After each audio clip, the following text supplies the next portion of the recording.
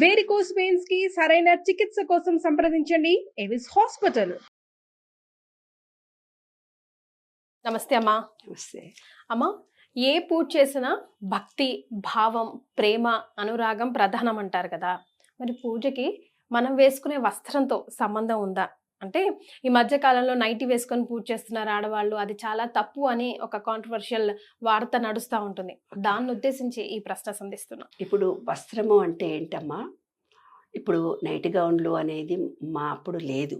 పంజాబీ డ్రెస్సులు కూడా మేము వేసుకోలేదు. ఓణి తర్వాత చీరలు. యూఎస్లో అయితే చెడ్డీలు అవి కూడా వేసుకుంటారు. పిల్లలు కూడా చిన్న చిన్న డ్రెస్సులు వేసుకుంటారు. ఆయా ప్రాంతాలకు తగినటువంటి శారీరకంగా ఆ డ్రెస్సులు ఏర్పడ్డాయి. అక్కడి వాతావరణానికి తగినటువంటి డ్రెస్సులు మనకు అలవాటు పడ్డాయి. చల్లగా ఉండే ప్రదేశంలో ఎక్కువ వేసుకుంటారు, థిక్వి స్వెటర్లు వేసుకుంటారు, తలకి చుట్టుకుంటారు. వేడి ప్రాంతంలో ఉండేవాళ్ళు చాలా లైట్ డ్రెస్సులు, మరి చేనేత దుస్తులు వేసుకోవడము. అలాగే రాను రాను ఏమైపోయిందంటే స్త్రీలకు కొంచెం కంఫర్టబుల్గా ఉండేది పాశ్చాత్య దేశం నుంచి మనకు నైట్ గౌన్లు అనేవి వచ్చినాయి. ఆ వచ్చిన తర్వాత పంజాబీ డ్రెస్సులు వేసుకునే వాళ్ళు, చీరలు కట్టుకునే వాళ్ళు కూడా నైట్ గౌన్లు వేసుకుంటారు. నైట్ గౌన్లు వేసుకున్నంత మాత్రాన అదే పూజ చేస్తున్నారు అని అంటే తప్పేమీ కాదు.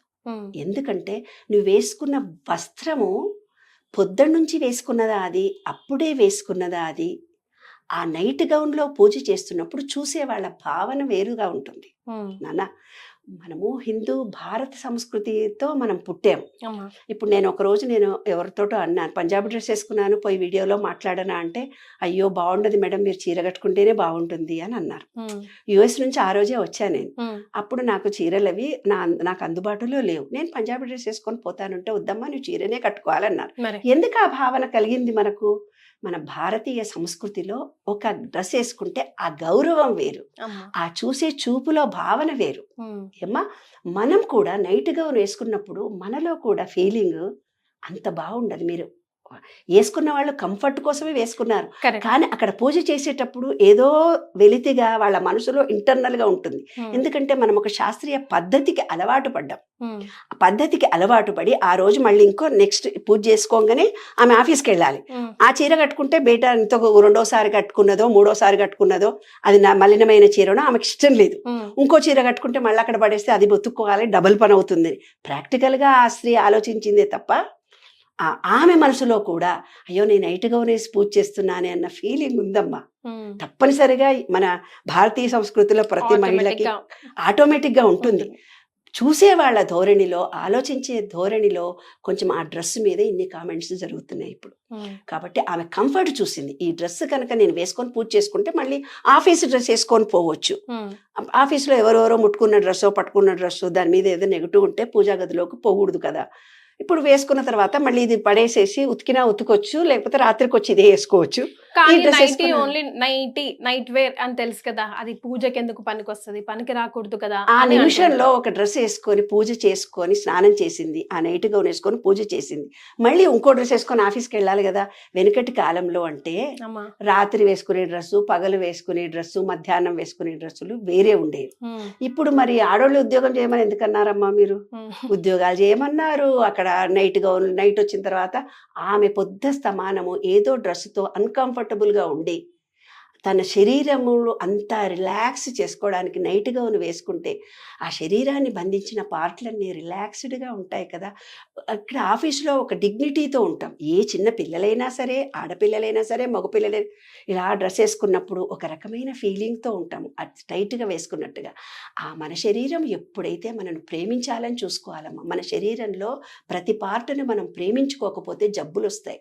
ఏ పార్ట్కైతే నువ్వు శరీరం పట్టించుకోదో ఫ్రాక్చర్ అవుతుంది, కోసుకుపోతుంది. తలనొప్పి వస్తుందంటే నీ బాహ్యంగా తలను గురించి నువ్వు పట్టించుకోలేదు. అందుకే రోజు పూజ చేసే ముందు కానీ నీ శరీరంలో ప్రతి పార్టుకు కృతజ్ఞత, థ్యాంక్ యూ చెప్పాలి. ఇంత బాగా నాకు సహకరిస్తున్నావే, ఈ ఆత్మ ఈ శరీరంలోకి వచ్చిన తర్వాత నాకు ఇంత గొప్ప సహాయం చేస్తున్నావే, థ్యాంక్ యూ అన్నారు. ఈ శరీరం అనేది ఒక వస్త్రము అని అన్నారు. ఈ వస్త్రం పాడైపోతే ఈ ఆత్మ ఇంకో దానికి వెళ్ళిపోతుంది అని అన్నారు. కాబట్టి ఈ ఆత్మకి ఈ శరీరం అనే వస్త్రము మనకు వచ్చిన తర్వాత దాన్ని ప్రేమించాలి. ఆ ఆత్మ అనుకుంటుందట ఎప్పుడు చూసినా ఏడుస్తూ బాధలు కష్టం, ఇటువంటి దానికోసం ఈ జన్మ ఈ శరీరాన్ని ఇచ్చాను, వేస్ట్ ఈమెకి ఇవ్వద్దు అనుకొని రోగం వస్తుందంట మనకి. కాబట్టి రిలాక్సేషన్ అనేది ఎలా వచ్చింది, ఆమె వేసుకునే డ్రెస్ వల్ల ఆమె శరీరాన్ని కంఫర్ట్గా చూసుకొని దాన్ని ప్రేమించింది కాబట్టి వేసుకుంది. ఆమె కంఫర్ట్గా ఉన్న డ్రెస్ ఆమె వేసుకుంది. అట్లంటే మగవాళ్ళు ఇప్పుడు చెడ్డీలే వేసుకుంటున్నారు కదా, మనకు కూడా చూసేందుకు కొంచెం అట్టిట్ట అన్ఈజీగానే ఉంది కదా, అయినా చూస్తున్నామా లేదా ఫ్యాషన్ అని. అంతే. కానీ అమ్మ మీరే అంటారు కదా, పూజలో ముఖ్యంగా ఆ పాజిటివ్ ఎనర్జీ రిసీవ్ చేసుకోవాలంటే పట్టు వస్త్రాలకి ఆ పవర్ ఎక్కువ ఉంటుంది. సింథటిక్ అండ్ కరెక్ట్ మాట. వ్రతం చేసుకున్నా, వ్రతాలు చేసుకున్నా, హోమాలు చేసుకున్నా, గుడికి వెళ్ళినా పట్టు వస్త్రము తడి వస్త్రముతోటే ఎనర్జీ మన బాడీకి వస్తుంది.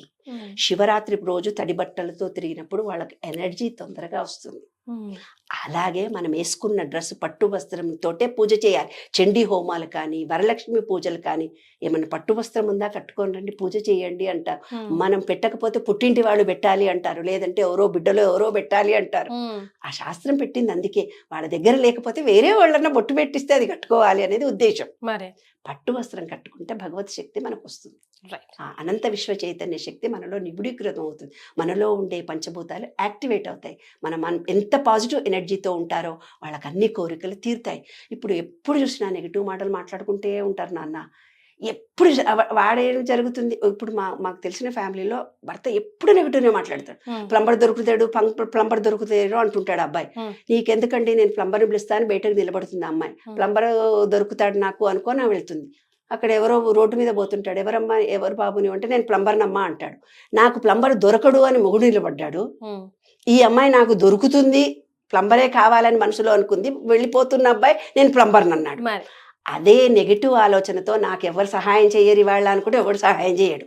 నా దరిద్రం ఇంతే నా జీవితము అనుకున్న వాళ్ళకి అలాగే ఉంటుంది. నెగిటివ్ మాట మీలో ఉన్నప్పుడు, నెగిటివ్ భావాలు మీలో ఉన్నప్పుడు ఏ డ్రెస్సు వేసుకున్నా కూడా పాజిటివ్ ఎనర్జీ రాదు తల్లి. నైట్ గౌన్లు కాదు, పట్టు చీరలు కాదు, ఏం వేసుకున్నా. కాబట్టి పాజిటివ్ థింకింగ్ ఉండాలి, విశ్వం మీద నమ్మకం ఉండాలి, విశ్వాసం ఉండాలి, ప్రేమ ఉండాలి, ఎదుటి మనిషిని ప్రేమించగలగాలి, పాజిటివ్గా మాట్లాడాలి. అప్పుడు మీకు ఎనర్జీ వస్తుంది. సూపర్ అమ్మా, well said. Thank you so much.